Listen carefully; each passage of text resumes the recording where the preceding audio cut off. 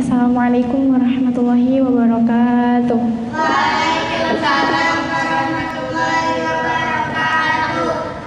Innal hamdalillah nahmaduhu wa nasta'inuhu wa nastaghfiruh wa na'udzu billahi min syururi anfusina may yahdihillahu fala mudilla lahu wa may yudlil fala hadiya lahu. Asyhadu an la ilaha illallah wa asyhadu anna Muhammadar Rasulullah. Rabbi shrah li sadri wa yassir li amri wahlul 'uqdatam min lisani yafqahu qawli. Amma ba'du. Puji syukur malah kita panjatkan atas kehadirat Allah Subhanahu wa taala yang mana telah mengumpulkan kita kembali di tempat yang insyaallah dibarakahi olehnya. Amin ya rabbal alamin.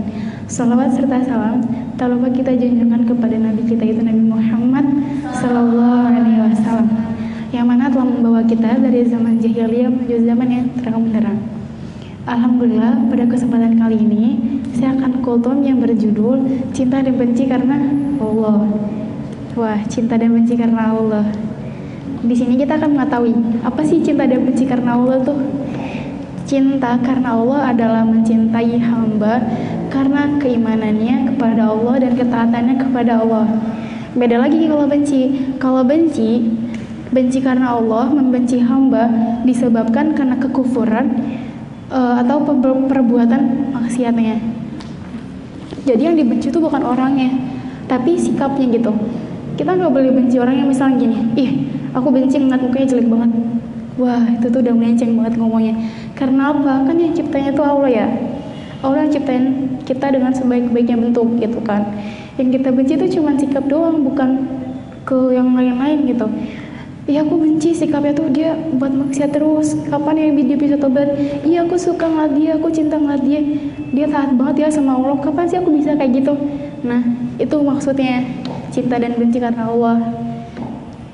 Terus di sini ada hadis riwayat Abu Hurairah yang disepakati oleh Al-Bukhari dan Muslim dari Nabi Shallallahu Alaihi Wasallam bersabda, ada 7 golongan yang akan dinaungi Allah di bawah naungannya pada hari yang tidak ada naungan kecuali naungannya, yaitu pemimpin yang adil, pemuda yang senantiasa beribadah kepada Allah semasa hidupnya, seseorang yang hatinya senantiasa terpaut dengan masjid, 2 orang yang saling mencintai karena Allah, keduanya berkumpul dan berpisah karena Allah, seseorang yang lelaki yang diajak oleh seorang perempuan yang cantik dan berkedudukan untuk berzina tetapi dia berkata, aku takut kepada Allah, seseorang yang memberi sedekah tetapi apa yang diberikan itu nggak ditahui oleh tangan kirinya.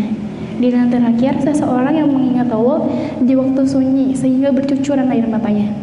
Berarti jelas kan, orang yang saling mencintai, 2 orang yang saling mencintai, mungkin lebih juga boleh, tapi di sini dijelasin 2 orang. 2 orang yang saling mencintai karena Allah, dia berpisah dan dia berkumpul karena Allah, dia itu akan dapat naungan di mana di hari itu nggak ada naungannya. Masya Allah banget kan? Nah, kita tuh mencintai teman kita karena Allah. Kita mencintai bukan karena aku cinta dia karena harta dia, aku cinta dia karena dia cantik gini, bukan. Kita mencintai dia karena Allah, karena ketaatannya, dan dia benar-benar taat kepada Allah gitu. Terus ada lagi, Nabi Shallallahu Alaihi Wasallam bersabda, belum sempurna keimanan kalian hingga kalian saling mencintai. Itu adalah bentuk da'alah yang menunjukkan besarnya pahala saling mencintai karena Allah. Kita saling mencintai karena Allah, kita dapat pahala yang besar. Dan kita juga dapat naungan di mana pada hari itu nggak ada naungannya gitu. Masya Allah banget. Nah, jadi gak usah lah di sini saling benci. Aku benci dia, ngapain juga cinta-cintaan gitu. Wah, bahaya. Kita saling mencintai sesama teman. Itu benar-benar luar biasa. Kita dapat naungan loh. Di mana hari itu nggak ada naungan gitu. Terus Allah Azza wa Jalla berfirman, orang-orang yang saling mencintai karena keagunganku, mereka akan mendapatkan mimbar-mimbar dari cahaya. Para nabi dan syuhada pun tertarik orang mereka. Nah, orang yang saling mencintai karena Allah itu akan dapat mimbar-mimbar dari cahaya. Nabi dan syuhada pun tertarik kayak, Masya Allah, ini 2 orang yang saling mencintai itu dapat mimbar loh, cahaya lagi. Makanya kita harus sebagai umat muslim, kita harus mencintai saudara kita karena Allah, seperti yang udah dijelasin yang di awal tadi. Terus ada hadis lagi yang mengatakan, almar'u ma'aman ahabba, seseorang akan bersama dengan orang yang dicintainya. Kan Masya Allah banget, kalau kita mencintai seseorang yang bertakwa kepada Allah, dia beriman kepada Allah, dia nggak melakukan maksiat, kita akan bersama dengan orang itu gitu. Berarti kalau orang itu masuk surga, kita akan ketarik juga kan masuk surga gitu. Tuh, luar biasa banget. Makanya jangan pernah menyepelekan, ih ngapain juga sih Rasulullah sama dia, dapat pahala enggak, capek iya, nanggung beban dari dia. Nah itu coba dirubah lagi akidahnya, pola pikirnya diubah lagi. Kan di sini udah ditegaskan kan, udah dibilang cinta dan benci karena Allah itu akan dapat naungan di mana hari itu nggak ada naungan. Kita juga dapat mimbar-mimbar dari cahaya. Para syuhada dan nabi pun tertarik oleh itu. Kita juga bersama orang yang kita cintai. Cintailah orang yang bertakwa kepada Allah, yang beriman kepada Allah. Terus selanjutnya ada hadis dari Umar bin Khattab, diriwayatkan oleh Ibnu Adil dalam At-Tahmid. Rasulullah SAW bersabda, Allah mempunyai hamba-hamba yang bukan nabi dan bukan para syuhada, tapi para nabi dan para syuhada tertarik oleh kedudukan mereka di sisi Allah. Siapa sih ini? Kepo kan pasti ya. Para sahabat berkata, wahai Rasulullah, siapa mereka dan bagaimana amal mereka? Semoga saja kami bisa mencintai mereka. Orang terdahulu bilang kayak gini, ya Rasulullah itu siapa? Mereka itu siapa? Bagaimana mereka beramal? Semoga saja kami bisa mencintai mereka. Orang dahulu sampai bilang bisa mencintai mereka gitu. Nah mereka siapa? Rasulullah SAW bersabda, mereka adalah suatu kaum yang saling mencintai dengan karunia dari Allah. Mereka tidak memiliki hubungan nasab dan tidak memiliki harta yang mereka kelola bersama. Demi Allah, keberadaan mereka adalah cahaya dan mereka kelak akan ada di atas mimbar-mimbar dari cahaya. Mereka tidak takut ketika banyak manusia merasa takut.